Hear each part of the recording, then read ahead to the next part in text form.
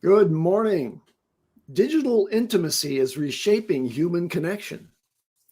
Millions of people worldwide are turning to AI for their most personal emotional needs, romantic companionship, friendship, and mental support that once was the exclusive domain of human relationships. San Francisco-based Replica has attracted over 100 million users seeking empathetic friends without judgment. Character AI's 97 million monthly visitors are engaging in deep emotional conversations. China's Xiaobing chatbot, a spin-off from Microsoft, has conducted over 30 billion conversations with lonely hearts across Asia. And it's going to be a multi-billion-dollar market. Platforms like Nomi.ai, Kindroid, and emerging apps like Airi promise souls and meaningful relationships. Meanwhile, platforms like Candy.ai and Seduced.ai are offering something spicier than that. Well, as we witness the rise of some digital lovers and synthetic relationships, we must confront a fundamental question, and we will today on this show. Are AI companions filling a critical gap in our increasingly isolated society? Or are they accelerating our retreat from the messy, imperfect, but ultimately irreplaceable world of human connection? Today is July 15th, 2025, and I am inviting you to listen to this episode of the Daily AI Show. I'm joined today by Beth and Jyunmi, and also Karl will be joining us in just a few minutes. So, with that introduction, tell me what has turned you on today about this subject. Well, so when we talked about this subject yesterday, it broadened a little bit, right? So it wasn't just romantic companionship. So we want to make sure that we're talking about sort of the broader breadth. The broader breadth. That's redundant, isn't it? But the idea, I think, the reason that this is an important concept is that we're also in what people are calling an epidemic of loneliness. And I feel like we need to, like, both need to be in the room while we're having this conversation, that it is increasingly harder for people to connect with other human-based people. And even when you're connecting with human-based people, you are, yeah, probably human-based people is also redundant. Is that what Jyunmi's face is saying? It's also digital, right? I am more in contact with my friends through text than I am through face-to-face connections, even digital face-to-face connections. So that's my opening salvo. What about you, Jyunmi? Excuse me. I think you touched upon a couple of key points here. Is humans reaching out to whatever form of connection they can have is a forever thing, right? We tend to do this for thousands of years of our history. Think about how we refer to objects that we have great care for, right? When people work on their prized possession, their prized car, right? There's usually some anthropomorphication of that process. Or even going further back, there's a Greek story about an artist who's sculpted a statue and fell in love with what a beautiful creation that he created. And as in with Greek stories, the god decided to play a little havoc with the person and bring it to life, and all these kinds of things. But that's so the concept of putting or creating some sort of attachment to something that's other than a person, or an animal or anything like that, is there's historical context for that. And while it's not common, it does happen. And I think what we're seeing today is people are always looking for an outlet. They're always looking for some way to communicate and reciprocate that kind of communication. And we can expand into the larger um, you know concept of like the epidemic of loneliness, the disconnection of society because of relatively recent technologies. The society that we're in right now um, doesn't allow for us, or it makes it more difficult to form these bonds and those kinds of things. And I guess that could be argued or whatnot. Um, but I think when we're talking within the context of like an AI companion, um, it the technology as a whole fills a niche for various things. Companionship is just one of those niches, whether that be a romantic relation, platonic relationships, friendships, just having someone that you can communicate with or throw ideas, right? That's a type of relationship where you're bouncing ideas back and forth, iterating on things, having that conversational interaction point, and that opens up for us as the humans to explore, um, maybe a side of us that we don't get to in our waking world, those kinds of things. So I see, I look at it more from a philosophical trend, or a societal trend that we're just going to see more and more of, especially if we have um, more platonic but intimate connections. For example, healthcare, right? There are things that you discuss about your body's functions and things like that with your doctor that uh, AI technologies will get to a point where you may or may not feel more comfortable talking to an AI about it because your fear of judgment, or being looked at as weird or dangerous, or those kinds of things. So it there's definitely pros and cons to having a third third space kind of option. And I think Absolutely. that's kind of what we're seeing. Hmm. So I want to point out something that is actually being raised by Greg Walters in the chat, which is, hey, there's really not an epidemic of loneliness going on. This is his assertion, but I wanted to provide some counterpoints to that. There has been a significant decline in what are called social evenings with friends, and that is from the General Social Survey 2014 to 2018. That there is probably a very strong acceleration of that decline in social evenings that was observed in that period due to the COVID epidemic. So a lot of people have lost the opportunities that used to be present.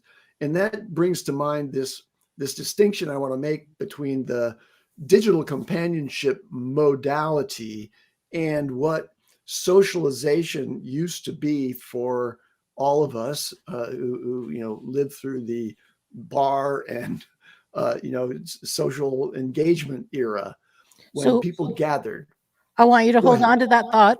Don't don't lose it. But the COVID epidemic happened after the study, 2014 to That's what I'm 2000. saying. I said it Okay, was excellent. accelerated. That Afterwards, got it. the identified decline during 2014 to 2018 was accelerated in 2020, 21, Got it. 22 because people couldn't get together. in the same way that they could before. So that, I think all of that does say that there is an issue of loneliness that's partly due to the separation physically of humans today. And now you have this other trend, which is digital companionship, which, unlike being in the bar and being able to sit there alone at the bar and listen to people who are engaging, in real human social interaction, and then being approached by someone and having your own social interaction, that's a much richer environment compared to the relatively impoverished role of the human interacting with a screen, right? Typically how this is done. Now, this may change with the advent of embodied AI. It might get a little more closer to a simile of a human-human interaction. But I really think that sitting in a chair in front of a screen, that's a really poor simile for what we really want in terms of human companionship and connection. So I thought I'd just lay that out there for Greg and for anybody else who's been thinking about that question of loneliness. I think it does, we've proven this over and over and over again through time that it's a bit of like efficiency. And I don't mean to like distill relationship and all the complexities of love and all those kind of things to that, or even suggest that AI somehow can replace that. But when we talk about the kid, like me growing up, yeah, it was before the internet, so that wasn't a thing, but I did have video games. And so I could opt to play the very first Nintendo NES. And that was a big part, not the only thing we did, but it was a big part of my childhood bringing it up. But honestly, most days we just spent at the pool. Why did we go to the pool? It was easy. It was easy to go to the pool and we could be there and we were out of our parents' hair. We didn't get yelled at. And God bless the lifeguard named Ansley who had to deal with us every single summer. And like that's what it was. And going out to the baseball fields and playing ball and stuff like that. But then I look at my daughter and I go, well, but it's easier for her to get a dose of entertainment or whatever that might be because she doesn't have to do it. It's not that my daughter doesn't choose to have friends or have time with humans. It's that she also has something that's a much easier competing, doesn't take any lift, and also takes away a lot of the scariness of it too. I mean, never mind people who have social anxiety and don't function well at bars or public places. There's certainly, I'm not that person, but there's certainly people like that. I would say my wife, to a certain extent, is an introvert, is very much, my wife is the person that if she's at a party or whatever, you're going to have to approach her. The chances of her stepping into a conversation and getting involved that way are like slim to none. It's just not that. But if you approach my wife, you might have the best conversation, of your week. And she's happy to do it. She's happy to be in the conversation. She's not gonna instigate it. And so you look at all these ways through life that we've just had this technology that has made it easier to replace that human interaction, also take away some of the fear of the rejection. And then you look at what is already available with AI, but truthfully, that's only the beginning of the story, because whatever's available today will pale in comparison to what is potential, maybe even through embodied robotics, if that's what somebody feels like they want a physical presence in the room, to even something that emotes and acts very, very human around them. And it's not this, what we would consider to be this Rosie the robot moving around and you're like, oh, it's Rosie. No, it's probably something that feels very human. And I think we just get closer and closer and closer to that. So to me, that's no different than having the screen in front of you. That's no different than anything else. For people who maybe for 1,000 reasons that are valid, can't. I mean, Delma was just talking about having a family member who's a recent transplant and they cannot be outside. They can't be around people. It's too dangerous, right? So they're literally like locked in a house potentially, for their own safety. And you can imagine what some sort of companion like this, if we could just snap our fingers and say, Delma's family, like, hey, we have this on loan humanoid robot. and it will sit with you and it'll act with you. It'll play cards with you. It'll pass the time with you. It'll make you feel not lonely and stuff like that. So anyway, I don't want to keep rambling. I just think where my brain goes is, number one, we're at the infancy of what this is. And also at the same time, it's just a clear next step from what already has been. And honestly, if you went before technology, I'm sure we could poke through history pretty easily and find all different ways where community broke up a little bit for a lot of different reasons. I mean, I was just literally watching a show. It's Stanley Tucci, and he's touring around Italy. It's on National Geographic. Yes, I'm that age. And I enjoy it. And Stanley Tucci he speaks Italian, so he's going around or whatever. And this community had this bread oven that when a landslide took out this community many, many decades ago, the first thing they rebuilt was the church, as you would. The second thing they built was the community bread oven, because it was that vital. And everybody on Sundays would do it. Well, this lovely lady, in the last 4 years, it has been dormant now. Nobody's used the bread oven, right? The community bread oven. She's taught the children. And the children come and make the bread. And now she fires it up once a week on Saturdays. And by doing that, and what she said was, hey, I started this bread oven and started going around this tiny community in the mountains. And she said, why don't you come make bread? I've started the bread oven. And they said, we don't know how to make bread. Enough time had gone by. And the generations had not passed it down. There was no longer a reason to. And so they lost that community connection. And now here they have this thing to do with their families again on Saturdays, all because this lady turned the fire back on in this oven. So I think there's 1,000 different ways that we can still get community, but we're going to have to understand that not only will people have this in these private homes, but even more importantly, I was just saying this the other day, like, look at what's going on in China right now and how you're seeing more and more and more. We'll do a story again next Thursday. I think it'll be about where China is in the AI race, but also what they're doing like humanoid robots and how they're on the streets. I don't even think this is like, oh, Jyunmi has a companion, at home that's part of his life for 1,000 different reasons that Jyunmi feels valid for that. It's, oh, I'm going out to meet, and I didn't know Jyunmi was going to bring his AI robot companion either on the table or. And I'm like, I thought I was just going to lunch with Jyunmi, and it's like now it's a 3-party, and now I have to interact with Jyunmi's companion, and Jyunmi's like, yeah, this is my anxiety dog. You know what I mean? Like, this is how I get through. Is I bring my companion. I think that's common with anyone who gets into a relationship that you didn't realize. It's like, oh, you brought your girlfriend. Okay, cool. I guess it's not a guy hang. Cool. High five. All right. So what do you do? Dates. No, Jyunmi dates, or like actually getting in a relationship with somebody who already has an AI companion relationship. And now you're the third person on the outside. And they're like, yeah, I still want human love. And I still want all the stuff and the physical relationships and stuff like that. But also it's a non-negotiable that I have this companion. That would be like somebody coming to me. Do not come at me in the comments, people. I will say this, and I will say this one time. I like animals. I just don't want animals. So if somebody came to me and said, I'm not a dog hater, don't say it, I'll get on you. Nobody said it but you. I'm just saying. Because I've been wronged so many times in my life over this, that I have been beat down so many times.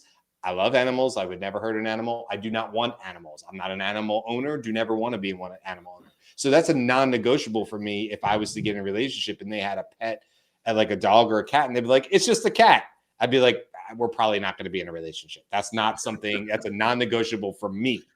And I would not start that relationship. And now what we're going to see is not a dog or a cat or a gerbil, or I have a pet iguana. It's going to be, I have this human companion, and people are going to have to decide what is and what is not a non-negotiable. Is this thing just going to sit in the room with us? Yeah, it just sits in the room with us. Do I have to be okay with that? It's not a big deal. I'm totally comfortable with it. I'm not totally comfortable with this. Where is it in the house? Animals have been companions to single people for a long time. And when you finally find a single person who wants to be with you, then you might have to accept their former companions as they go.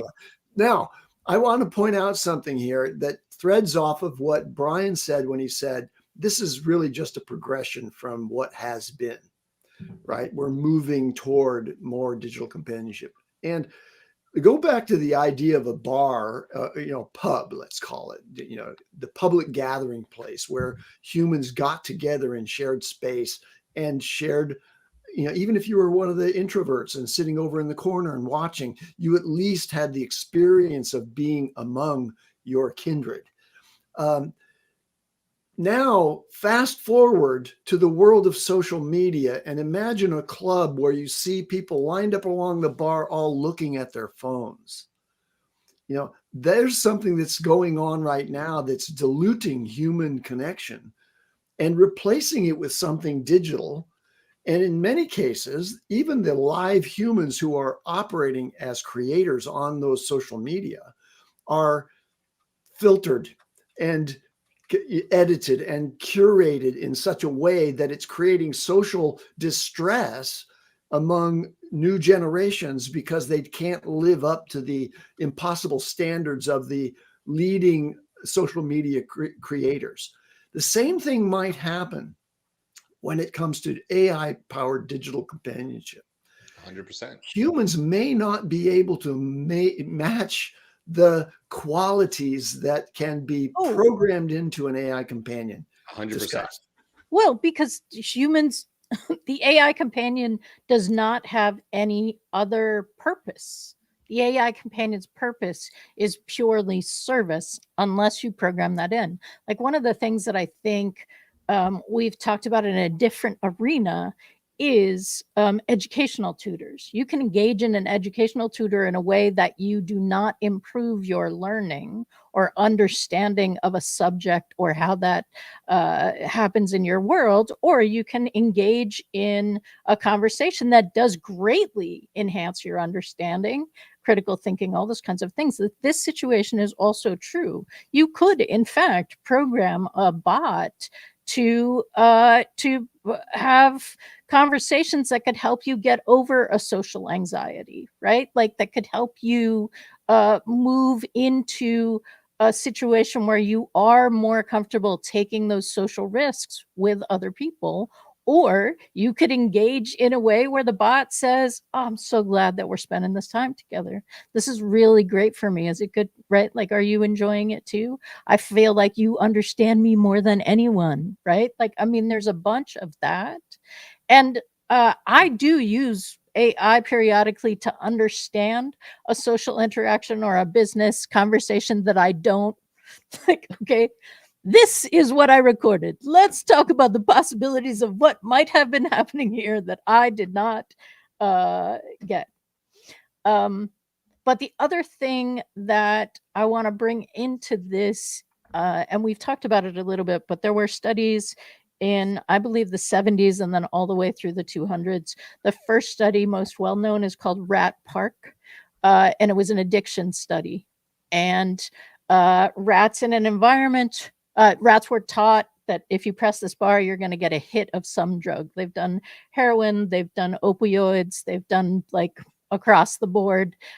This is desirable to the rat in that non-connected environment. And at that time, most scientific studies were like, yeah, no, we're going to take out all the factors that could influence this. And we're just going to have like this really bare situation. And rats just hang out with that bar the whole time when there's nothing else happening.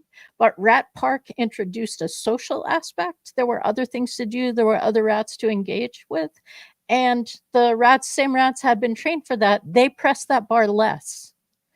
And that, I think, is part of this conversation. And back to Brian's thing, right? Like there are also studies that gaming can sometimes be a dopamine like regular hit in a way that can feel like addiction to people.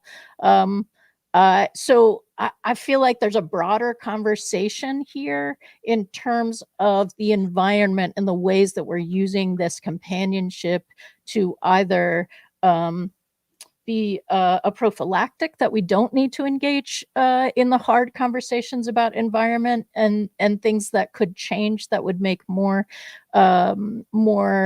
pack-based connection, right? Like humans are pack animals also.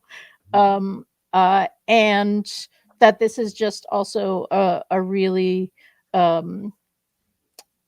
convenient way in getting validated. Because I mean, I said there's a loneliness epidemic. Greg is pushing back from that. I would also say there's a validation epidemic. We are typically not witnessed at various points in our lives by someone who's like, I see you working really hard. I just want to say, go you, right? That can change the entire brain chemistry of the person who hears that. Yeah, I can see how digital AI companions could be great cheerleaders and provide validation in a sort of almost addictive way, and not blow up or have a bad day and sort of ruin the progress that's developing in the connection between those two entities, you and the digital companion. Just never breaks down in the way that human relationships break down, or individuals break down, and that breaks down the relationship in many cases. Things are said that shouldn't be said in the duress of stress. So I think that there's a danger from having these too perfect companions and being reliant on those for your personal self-esteem, for example. Now, does it retard your willingness and effort toward improving yourself in relationship management with live humans? I think the answer is yes. Although I do see a way that an AI, a sophisticated relationship training AI, could be developed that would simulate more closely the way humans actually behave in cycles, like I'm tired now, and now I'm going to be a little curt in a way that I wasn't before, and then be open to discussion about that in a safe way, almost like a therapy bot, right? Or as a therapy bot. So it has that component as well. So I don't think it's like we have to eliminate them. I just think we have to be more careful about designing and building something that is not authentic. It's not authentic human experience, and that there are some dangers posed by that.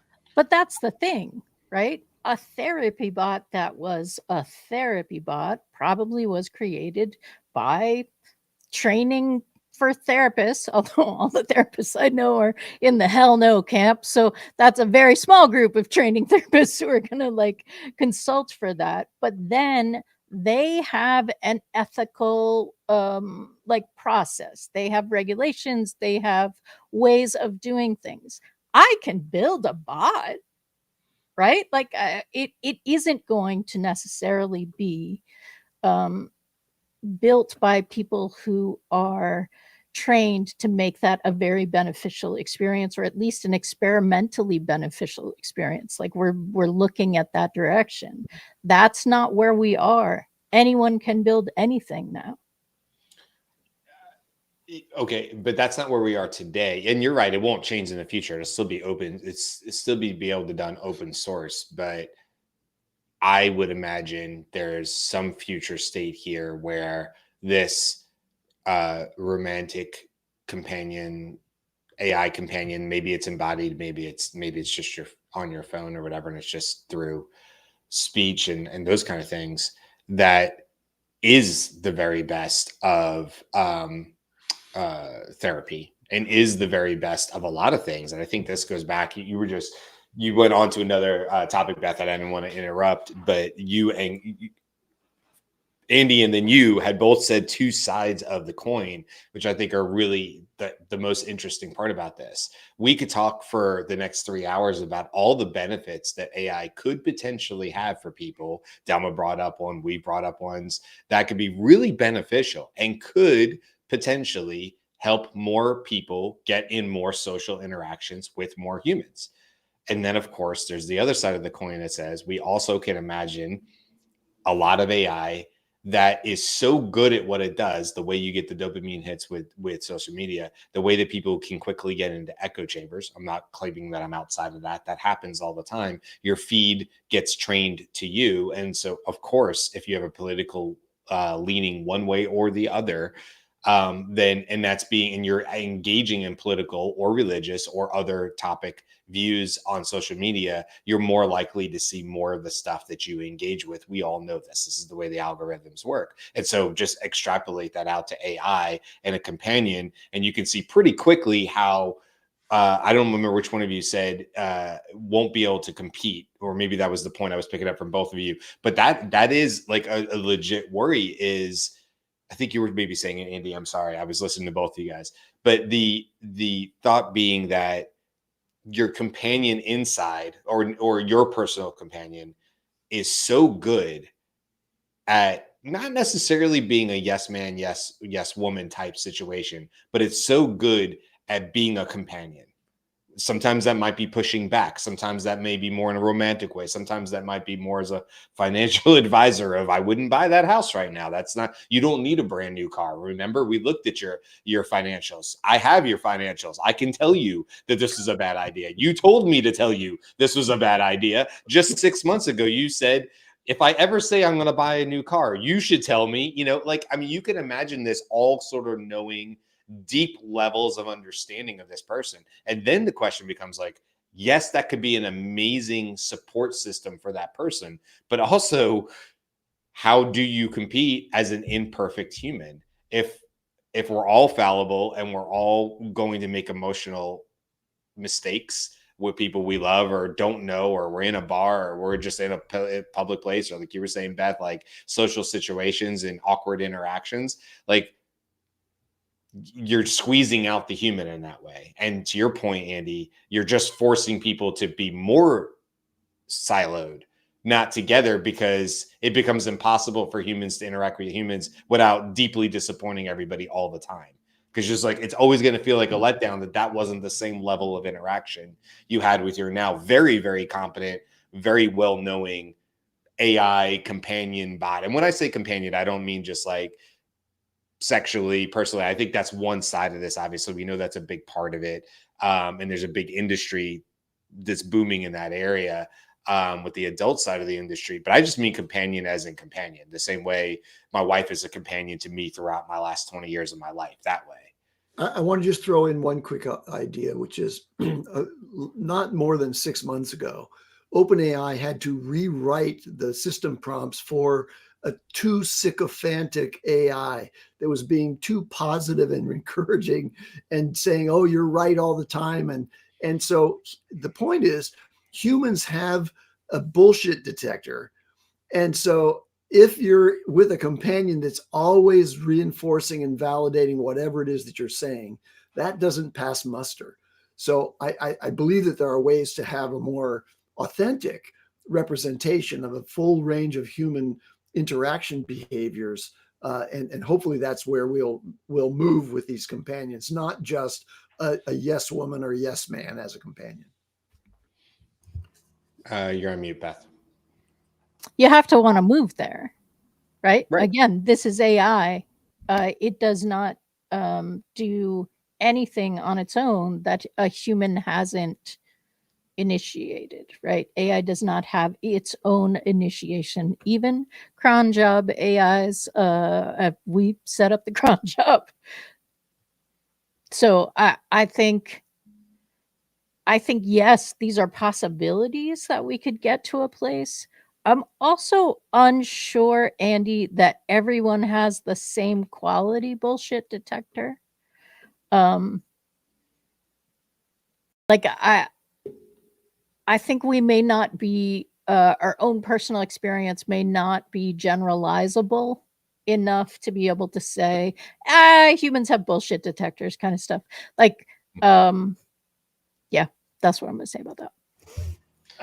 I think in generally this all falls under alignment, and we know that alignment's going to be a constant issue that we, whatever the aspect or facet that we're going to be approaching AI and its use and its development, whether it be more therapeutic, mental health, or teaches you how to make biological weapons. These are all alignment issues. What kind of safeguards or guide rails that we want to put in, or what we don't want to put in. And right now, we still have that sense of Wild West kind of approach in AI. It's all about faster and move forward and move fast and break things, right? That concept. So alignment becomes sort of a follow-up. And after and alignment is mostly on the manufacturer's side, the builder's side. They have to take the time to put that in part of their process, because if they don't do that, society, government, always going to be much later. I think in all things technological, there's always going to be good sides and bad sides, or pros and cons on how we use the technology. Right? So if we are worried about it going past a certain line in whatever facet, then that needs to be part of our entire development cycle and things like that. Right now, it's the kinds of, I think, concerns that we're all having is we know that it is not a primary concern of a lot of the development. It's more about just getting better results and monetizing those results. So yes, we can have a much darker space. Yeah. So it's a huge industry, right? I mean, like, think about it. It's not billions, it's probably trillions of potential, in the industry for this general AI, digital AI companion realm, right? And all the different sub-sectors and areas and that it could branch off to on a map. There's a lot of money to be made. So, and also it's kind of a Pandora's box, just like I think with a lot of AI, even if the top 5, your fangs of AI, of which some of those are AI actually, decided to, they all AI? I guess they are all AI. The Fang. Sorry, that threw me off. Your top companies decided to have a pact, or Jyunmi, whatever. Like they were only going to go up to this certain point or whatever. Of course, there's other countries, there's other ways. So my point to this is, like, you're going to go be able to find the place that you feel like you can be yourself. You're going to go find your tribe. The only difference is, in the past, your tribe had to be quite literally a group of people. And, you would run into people who say, like, I was miserable in this city, but then I moved to this city. Maybe it was in another country. And man, did I find my tribe. And then through technology and faster internet connections, you would find people who said, I found my tribe online. I'm in this Facebook group and it's amazing. And it actually has saved me from, doing self-harm and all these amazing things I've heard people talk about. And then video games. I mean, I think video games are a huge way for people to be part of tribes and not feel isolated. And so again, this is just that sort of escalation of that, but it'll be interesting to see how tribes are labeled or determined. And the other thing I want to say just really quickly is, in a good way, I am happy that this AI sort of revolution has mirrored with what I feel like is good progress in there being reduced social stigma around getting professional help, be that mental help or otherwise. That's definitely talked about more openly. You hear more of your influencers / famous people of the world, whether that be sports or movies or otherwise, or some other art, talk about that openly and say, I talk to my therapist all the time or whatever. And as a guy, you hear more guys talk about it, more, dads talk about it and say, which is really, really nice. I give a lot of credit to Dax Shepard, at least for me, as somebody with the armchair expert, who's just like, he's just an open book as far as like his journey and not trying to be mulch he grew up in a very masculine society in Detroit, and how he sort of had to undo that, and it's taken a lot of work, and he still messes up all the time. And like, as somebody that's a counterpart to my age, that's helpful to me, right? So I say that, like, I am encouraged that we are at least in an era where we seem to be getting more and more comfortable with talking about people getting help, be that mental health, whatever the case is. And if we're going to have these AI tools, which is inevitable, it's not like we can stop this, they're going to come, then at least I hope there's going to be more social acceptance for people actually having these AI companions, whether they're in a physical form or not, and that they don't get outsized, they don't get ostracized or looked down upon for having this tool that is helping them cope in a very difficult life. And so that's my hope, is that that's where we see a lot of this. And there's a lot of negative and downside to it, but I truly believe the good will outweigh the bad. There'll always be the fringe cases, but I think there's a lot more to benefit here, and perhaps a lot more. I mean, geez, just look at military suicide rates. If it just helped with military suicide rates, we would all champion it and say, wow, what an amazing AI tool that has been created. It's reduced the suicide rates for military from whatever number to this number. It's absurd right now. So whatever it is, less than that, we would all champion that. But that's also the same technology that's going to perhaps isolate more people, take people more out of more social systems, or, as we were just saying, make it almost impossible to be in social situations with humans, because it will never live up to the perfect bubble that you live in otherwise. You say that you think the good will outweigh the bad, and I think that could be true, but I think it's most akin to social media. The good doesn't outweigh the bad on social media if it's just left to engage attention, because people pay more attention to the things that freak them out, anger them, etc. Right? That's sort of why we're splitting. I think it could be that the good outweighs the bad, but I do like these conversations are important, because if we just let it do whatever it wants, I'm not sure that's going to happen. The other thing that I want to bring in is to talk about the difference in gender outcomes here. This goes back to Brian's situation and Jyunmi's situation where you're bringing someone on the date. I believe men bring someone on the date so that they can feel comfortable. Women bring someone on the date so they don't get killed. Right? You guys were laughing about like, oh, there's someone sitting there. I'm thinking mine is like back there, like talking in its little thing here, right? Like, I just want to be clear. Your humanoid robot's peeking out behind the mirror, right? Or the curtain, and then coming back or whatever. Yeah. I'm not available for murder this evening, or any of the lesser unpleasant things for the woman on the date, right? Like those kinds of things, I think, need to be brought into the conversation, because when people get socialized, when men get socialized that their expectations should be met and they're disappointed, that sometimes leads to very harsh outcomes. And women don't get socialized in that same kind of way. Certainly we expect our expectations to be met, but on the whole, women do not expect to be able to then just take that one out, right? Like that isn't where women go in this.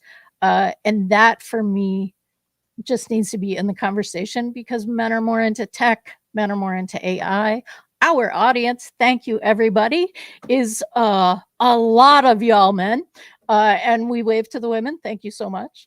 But what would you say yesterday? The first 4 or 5 people in the chat were all women. Wasn't that for the yesterday? first time? I think first time ever. Which I mean, thank you to all the women that support the show for sure. You know, Beth, I think you bring up a good point that obviously it's not the same for everybody, and what people's needs and of a companion on that date or whatever. You know, as you were saying that, not to make light of it, like what you were saying, where it could be a serious situation, but you can imagine the humanoid robot sitting down with the guy after the woman was left to go to the quote bathroom or whatever, and it's saying, yeah, this date is over, and it's because you have traits of, you know, toxic masculinity, and but the date is over, and Beth is long gone at this point, and you know, we can talk about it if you like or whatever, and where we feel like you didn't do so well on this date, you know.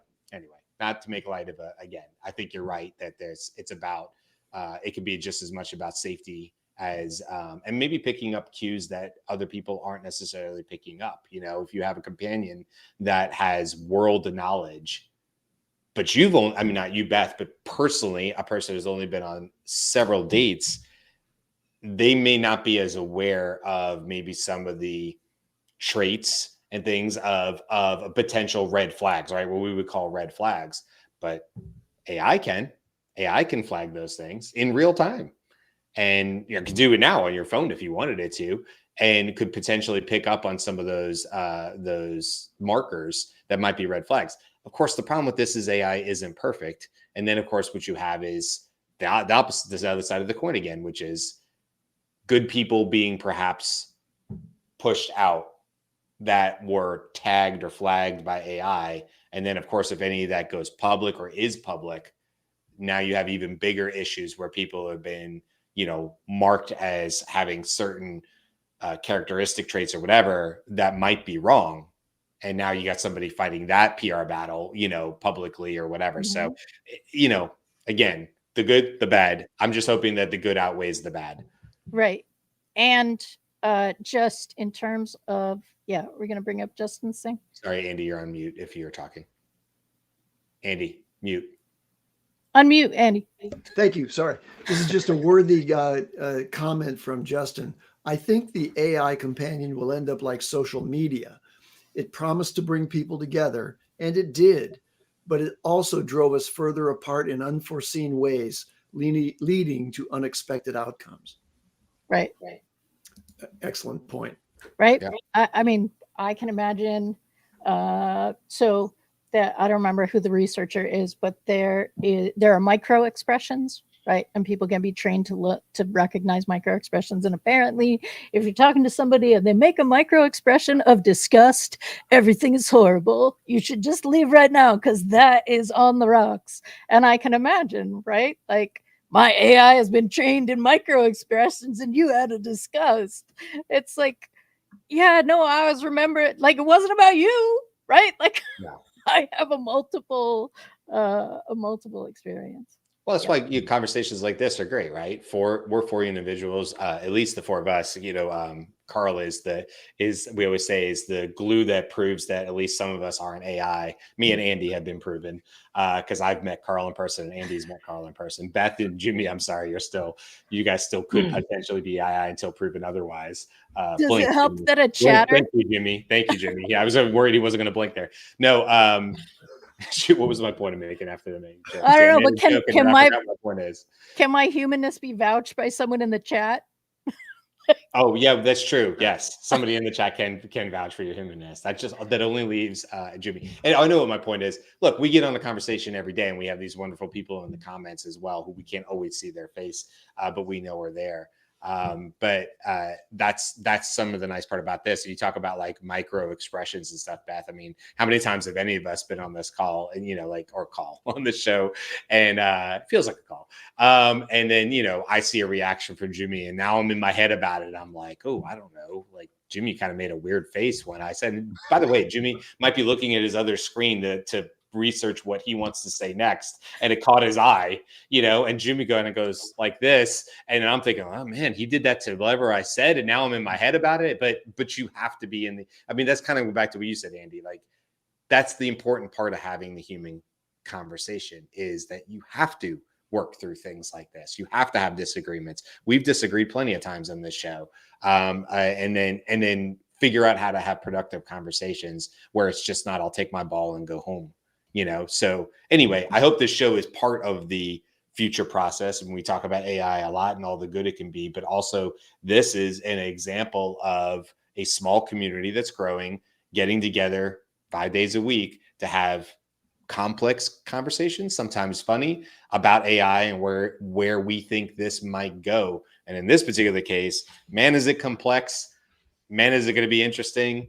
Like I said, the only thing I hope for is that there's not shame brought with it. That would bother me more than anything else, is that these solutions arise and it was labeled with shame, and then people had to deal with that. That would really like truly break my heart if people had AI solutions, but other people were putting them down for having those solutions because maybe they didn't understand truly what an AI companion could be. And so having these conversations, I think, are really important as they evolve, because what you don't know, you don't know. And that leads to very narrow-minded thinking, and that leads to people saying you're different, or you're not like us. And that's only going to make people withdraw more from social interaction. So fingers crossed on this one, Yeah. How long until we see ESRs, right? Emotional support animals have a whole thing. I have my emotional support robot who also can carry the groceries and perhaps take Carl's recycling up the hill. Can I say I'm fully in support of that? If that's means what's in the cart instead of the yappy dog and Lowe's, can I be fully in support of that emotional support robot on planes? I imagine you might be willing if you had to choose between an emotional support animal and an emotional support robot. Brian might be like, Can I invest in this, Beth? Is this your idea? Are you telling us that you're about to launch and you're in private right now? Because I will invest in this idea, especially if said robot can go on airplane mode. That would be amazing. That would be amazing. Ooh, you have to buy another seat for robot. Can you imagine? You have to buy a second seat for your robot to sit down. It'll go in the overhead. You said it fits. Your robot policy said this size robot will fit if I break it in two and put it disconnects at the hip. And you said I could put it in the overhead, and Spirit's like, yeah, no. That didn't meet our Spirit. And so at the gate, that's going to be a $3,000 upcharge for your robot to fit in the overhead because it didn't fit in our little predefined, just wait. Somebody will be arguing about that in the year 2050 or something like that. Everybody will be like, oh my God, how does he not know the robot policy at this point? We'll be all annoyed by it, Yeah. Wow. Okay. All right. Well, let's wrap. It's 51:44 live recording. And so thank you very much. It was a very interesting conversation. And thanks to everyone for listening in. If you're listening to us not live, know that YouTube is the place to do that. Every morning at 7 a.m. Pacific, 10 a.m. Eastern, you can listen in live, and on YouTube, you can see all the comments and also make your own comments in the chat live, which we respond to sometimes, but we always pay attention to it. Also, you can connect to our community of users at the Daily AI Show community.com. And we also have, go ahead, Can I just Brian. pop in there? That link was broken yesterday, and thank you to, if I had LinkedIn up, I'd tell you who told me. Somebody reached out to me in the DM yesterday and told us that link was broken, and it was.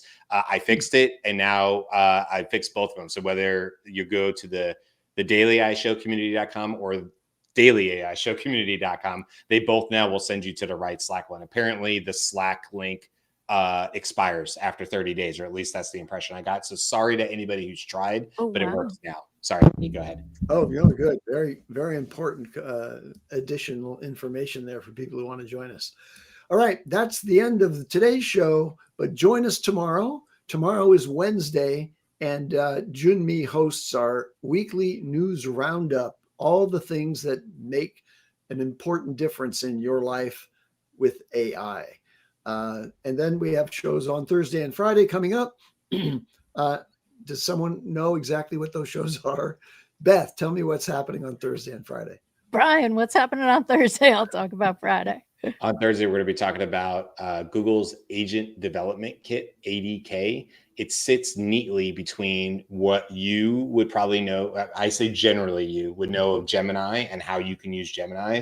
And then there's this higher level that's really just enterprise called Vertex, which is sort of like much more heavy on the code. And ADK sits in the middle. So we're going to talk about when you would perhaps start building in something like ADK. Is it a replacement for something like a Lovable or Cursor or N8N? Does it fit there? Is it for agents? What do they mean by agents? So we're just going to kind of, talk about all of that and just make sure that everybody kind of gets leveled up on, hey, if I wanted to, what could I go build potentially in ADK with Google? And I will tell you, it's very, very cool. So if you don't know what that means, come back on Thursday and come hang out with us, and we'll do our best to share what we know. Awesome. Excellent. And Friday. And then Friday, we're going to be doing that for all of the things that we are doing with AI and things that we are seeing other people do with AI. They're real use cases. They're getting real results, and we're going to bring them to you. We call it our Be About It show. We're not just going to talk about it. We're going to talk about people actually doing it. So, all right. Excellent. Cool. All right. Thanks for joining us today. See you tomorrow. Aloha.